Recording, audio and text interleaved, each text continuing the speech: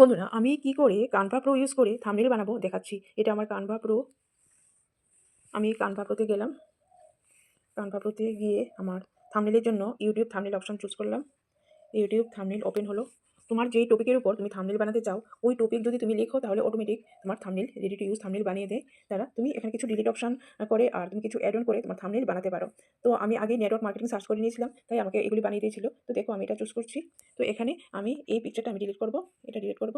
আর এখানে আমার যে গ্যালারি থেকে আমার নিজের ইমেজ নিয়ে নেব। এখানে আমার যে ইমেজটা আমার ভালো লাগছে এটা নিয়ে নেব। এটা নিয়ে নিলাম, এটা নিয়ে নিলাম, এটা এখানে এখানে রাখলাম। বাস। এখানে তুমি চাইলে আরও কিছু অ্যাড করতে পারো, যেমন এলিমেন্টসে অ্যাড করতে পারো, কিছু সাবস্ক্রাইব এর বাটন ইউজ করতে পারো। এই সাবস্ক্রাইবের বাটনটা তুমি ইউজ করতে পারো, এটা। বাস, ইউজ করলে এবার তুমি যদি নাম্বার অ্যাড করতে চাও তাও করতে পারো, আরও কিছু লিখতে চাও এখানে গিয়ে লিখতে পারবে। তো বন্ধুরা, তুমি যদি ধরো টেক্সটে গিয়ে কিছু লিখবে, তোমার নাম্বার টাইপ করবে, এটাও কিন্তু করতে পারো।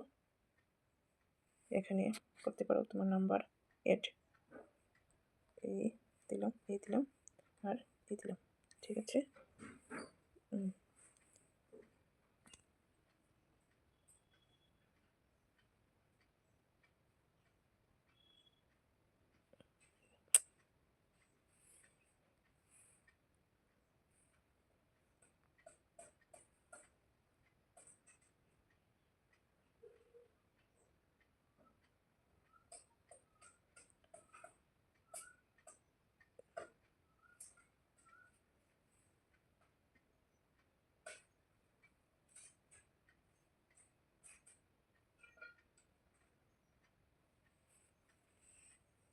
হয়ে গেল,